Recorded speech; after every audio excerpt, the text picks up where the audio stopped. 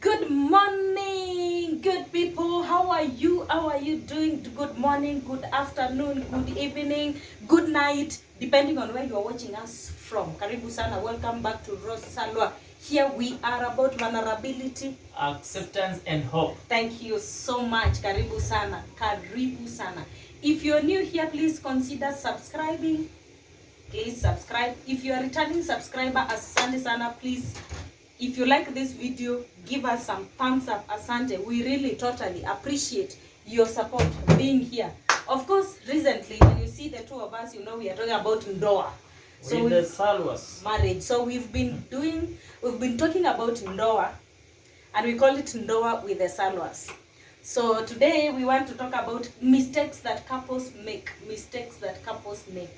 So that is that's what we want to talk about. However, we are going to talk about that as welcome to our kitchen, by the way. It's very crowded. Whoa. We will do a makeover. Inaitwaje? Organizing. Yes, we will do organizing this kitchen. So welcome to our kitchen. We will be cooking some pilau as we talk about ndoa.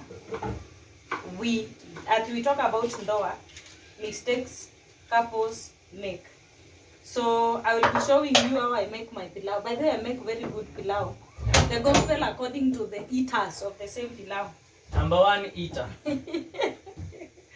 Yes, so karibu sana. What are the mistakes that couples make? And be sure to share some of the mistakes you have made in the past. The first mistake is just what you have done. You just called me where? She just called me where? So somewhere they were saying that so I put kitungu first. Hii inaitwa kitungu maji. Kitungu maji inaitwa onions. I don't know. Onions. Nimesema onion. Kitungu maji. So I have been married to you for 6 years. Yeah. Sasa nishinda hapa sweetie anibae mpaka saa ngapi na watoto wanne. We. Si umesikia but si ulitoa wewe ndio ulikuwa na address. We. But anyway, the sufuria is non-stick so that your pilau does not catch down. Sishike chini. Catch down. Stick. So mistakes couples make, number one is what he has said, familiarity. And they say that familiarity is the mother of contempt. Masarau. Yeah. So you get so familiar with your spouse, you begin calling them when. Nina warrior, mama nani. Mama. Because when people are dating, they call each other sweet names. They talk to one another in a romantic way, to the extent that you actually look forward to meeting this your partner. Let me call partner because at that point they are not yet married. Now when you get married, let me say that one mistake that we as couples do make is that we become too familiar with one another to the extent that now those sweet words, the good language that we have been using while dating, somehow just vanishes, and that has a way of eroding love in marriage. That's what I think for now. And that's what you have been doing. When was the last time you talked to me sweet words? I call you sweetie every time. Calling me sweet words, that is like also kuniita mama. Then kitungu saumu and some ginger. Inaitwa grated ama grated? Grated. Grated ginger. Yes, I fry the ginger because I don't like the taste. When was the last time you told me sweet words. Telling sweet words. You didn't talk about calling. It's telling. No, I said Sweet words. I said mistakes that we as couples make. Make. So It's a mistake you have made. it's a mistake which I am correcting When are you starting to correct? now. For accountability purposes. Yes. Yeah, of course, yeah, it's familiarity, it's getting familiar. But You know? let me add a perspective to it. In the sense that familiarity becomes even worse, let me say worse, in the sense that as a man, because I have become too familiar with my spouse or my wife, so I stopped chasing. You know the way we chase after these girls before we marry them. Then after we have married, we behave like the hunter and the animals. Because I have already killed the game, so I am no longer in pursuit of her. I think that is a big mistake that many husbands, and I am one of them, do make. This lady had been, for the moment that we were dating, had been accustomed to being chased. I mean, being pursued. Yes, that's what I because want even now. that way she feels precious, important. She feels somebody values her to the extent that they will be able to pursue her. But when they are in the nest, we forget about that. And that particularly could be the reason why we drop off the sweet words and the good language that we actually use towards them. I have spoken for husbands. And the fire goes down. And for wives, husbands, for wives, we respond. You know, our work is to respond by the way. We respond to love. Mistakes. No, it's not a mistake. I'm just saying how to improve on that mistake that couples make. Yes. Getting familiar. We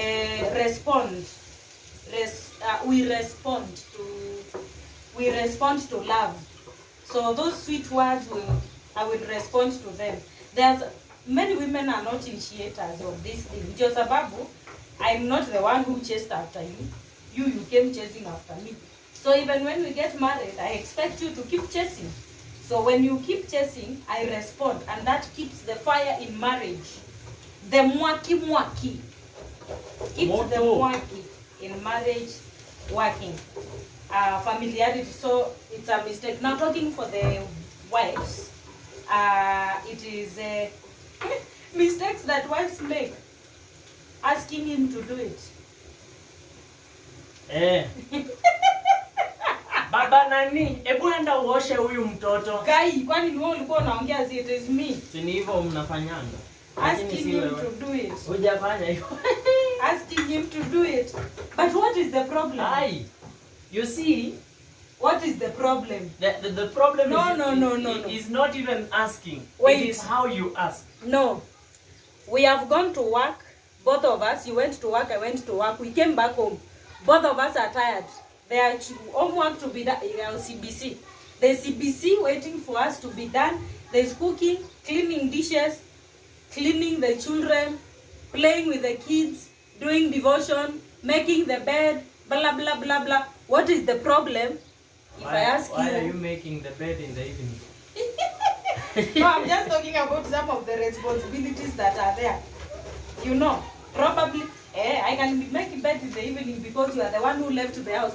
By the way, husbands, why do you leave the house, the last person, and don't make the bed? That's why I'm making the bed. Because you make it better than I do. So anyway, so what is the problem if I ask you, as I cook, please clean the children? What is the problem? Ama wewe uoni unafaa kuosha watoto, what is the issue? No, when you make it a duty, it becomes a problem. Hiyo ndio our African People call it kukaliwa. Ah, yeah, the other thing I have put here on this my pilau is tomatoes. After the onion turned brown. Yes. So wives, as you had, or women or girls planning to get married, when you ask him to do it, he feels you have made it a duty. Now, well, we are not saying that asking me to do something is wrong, but how you ask, it's a problem of communication. It's not what needs to be done, it's how that communication comes. So we are not saying that a wife will not ask the husband to help chop the tomatoes like I've just done. And I didn't ask you. Yes, you didn't ask, but I have done it. Alright? So the day you begin making it a demand that I must cut tomatoes, that becomes now duty. It's no longer, I'm no longer doing it out of love. I'm doing it out of duty because you want me to do it. There is that part of, so we are supposed to wait. You do things when you wish. No, you can ask, but how you ask. Have you gone somewhere, or have you met couples where perhaps you're seated and the wife tells the husband, "Enda uoshe watoto." I know. Yeah, I don't interact with those people, such people. Miss just. But they are there. You know, we are talking about couples generally. They are there. Those who come and the lady sits there and orders the husband, go and do. You know, you can still communicate the same thing, but use a polite language. Use a language that actually bestows honor to your husband. What is that language? For example, please, could you make a cup of tea for us? It is different from Baba Nani enda upike chai. Oh. It is different. So it's an issue of how do you communicate what you want done. So can husband do the same? Can the husband tell the wife, go and cook for me, I'm hungry? That's outrageous. You shouldn't be, even it shouldn't happen in the first place, that a husband is commanding their wives to do to cook. She's not your chef, she's not your house help. So it's a mutual thing. It's a mutual thing. So all of us have a responsibility, and it's about language, the kind of language that we use. Yeah. So that is another area. Familiarity. You become too familiar with your spouse to the extent that the way you talk to them, there is no difference between how you talk to your husband or wife and how you talk to your children. Wow. Worse still, you talk to your husband the same way you talk to your house help. Aye, Jesus. But not even the house help. It's not to be talked to badly. Yeah, I mean, but majority of the people do it. Don't use the right language. Yes. So that is basically what I'm saying, that the language that one uses towards his or her spouse should be a language that honors them. And of course, you remember, we talk about these matters from a biblical perspective. And the Bible in I think in 2 Peter, Peter admonishes husbands and wives to submit to each other. And the one way of doing that, I strongly believe, is where you are able to honor each other in your language, in how you treat them. You normally say that don't correct your spouse in public. What do you say that statement again? Protect your spouse in public, correct them, rebuke them in private. Yes. So yeah. So do not, of course, another mistake that couples make, either the husband or the wife, any of them, is correcting each other in public. Oh my God.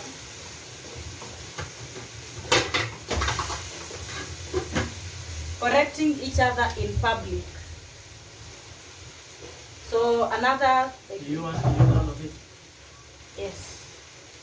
So what goes in next is nyama. So do not correct your husband, your spouse in public. Like just reserve some dignity for them. Yeah. Even if they have done what, especially when you are you are driving, and that's where probably you are driving and he or she has made a mistake. Most likely the wife, she has made a mistake. And the husband says, Nasayo, you've given somebody a lift. You've carried somebody who is not part of you, part of your marriage. You tell them. You shout. You shout at them. This is mixed spice. So do not correct one another in public. Yes. Another mistake that couples make, and I have made it personally, is shouting. Raising your voice. You should not raise your voice to your partner.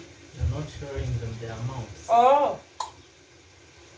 I'm just putting 1.5 spoons, tablespoons. I thought I wanted to put this one, but I changed my mind. So I've just used these two. There's something missing. I will show you in the next pilau I will make. I use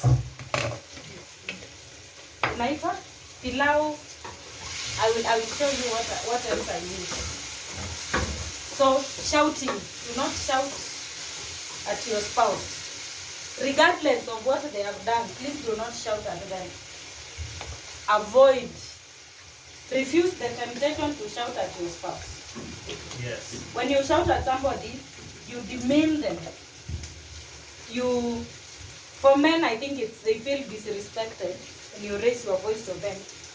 For women, equally the same. This is soy sauce. I also put it. So do not raise your voice at your spouse. Raising your voice, shouting, so that makes the person feel disrespected. Yeah. And lastly, another mistake that couples make is being married. Passion. Or being married passion. What do we mean, or what do I mean? You are physically married, but certain aspects of your life has not become one. For example, there are couples who are married, but their finances, everybody has their money. And in most cases, many couples say, my money, his money, our money. That is a mistake, because it expresses a level of mistrust, a level of dishonesty between the two of you. And I think it is important that if truly that a man shall leave his father and mother, and the two shall become and shall be joined to his wife, and the two shall become one, then it is not just their physical bodies that are actually becoming one.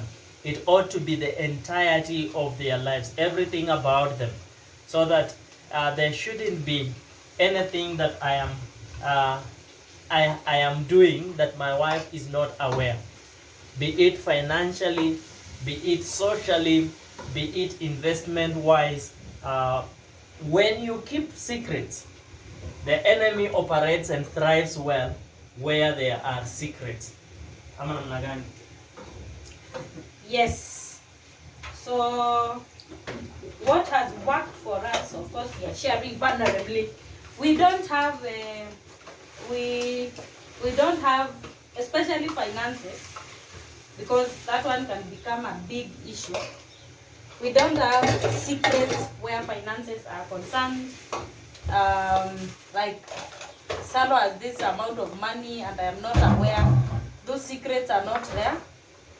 That's why, unfortunately, the bad side of that is that Salo cannot surprise me with a gift. Yeah, but tutaenda. Anyway, so the the other side of that is we plan our finances together, we do everything together. So everything and anything that he does, akishika, even if it's 500, I will know. Why? Because all our finances are together. It's not like we have a same bank account, but he knows my payslip, I know his payslip, I know what loans he's paying, whatever, all those kinds of things, so that then we don't have, we try to have our, because we are married, we the Salwas, we also try to have the finances be the facilitator of us. So the finances then also need to get married. And then as we started this way longer, earlier before we got married, we started by having our finances date. As we dated, our finances were also dating. So when we got married, it was easy because our finances also got married. So when you have a secret pocket, a secret bank account, a secret, those small secrets. Mufuko ya mama. Mufuko ya mama, yes, mama must have something hidden somewhere in times of famine. It is wisdom. So anyway, so those secrets in marriage can cause trouble. Not entirely, probably. We don't know how your marriage works, but these are some of the thoughts that we have about mistakes that couples make. We have finances, familiarity, asking him to do it, and then certain aspects of your life that are not married. Your friends, your friendships are, as a woman, you have friends that are not known to the husband, or as a husband, you have friends that are not known to the wife, and then you have passwords. You have passwords on your phone. It cannot be accessed because you've put password. Everywhere. One of the speakers that was speaking at a couples dinner in our church said, the speaker said that passwords are made for strangers and the family are not strangers. So why do you have passwords and you are married? I mean, imagine, me I find it ironical, eh? How do you have, you are married to this person, or you are married to me. We sleep in the same bed. I know all your clothes. I see you naked. Why are you hiding? What are you hiding in your phone?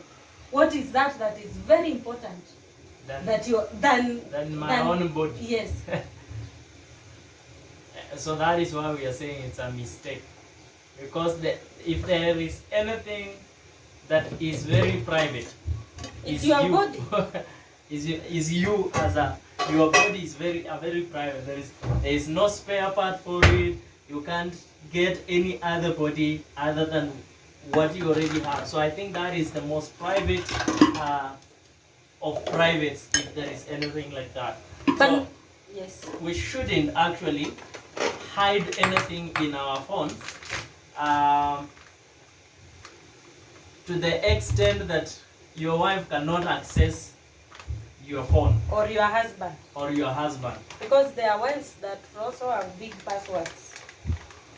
And there is also this theory of don't check at your spouse's phone, you will get heartbreak. By the way, of course there is that. There are people who have passwords to the extent that if they dropped sick or they were unable to use that phone would have to be formatted for it to be accessed, and they will lose every detail that is in it. Yeah, but of course we are not saying that go to your spouse's phone to look for trouble. When you go looking for trouble, you will find it. Just don't. Well, personally, I don't check Salwa's phone unless I have a reason to. I don't, because I know if I look for that, if I go there looking for something, I will definitely find it. So I do not do it. So those are our small thoughts when it comes to mistakes that couples make. Thank you so much for being part of this video. We hope you have learned something or you are learning something. Thank you for not judging our kitchen. Everything is clumped together. So thank you so much, us here at Rosalwa. Until next video is so as we will continue, I will actually come and do a video for cooking pilau purely, because I feel I have not done justice to you guys. I have not really like shown you. But they are welcome to come and eat pilau. Yes. Yeah, just let us know when you're coming. So I will do a video where I will actually show you how I make my pilau. Sawa. But for now, so that this video is not too long, bye. Please, if you like this video, give it a thumbs up and share with somebody about this video. Thank you so much, and God bless you. Bye.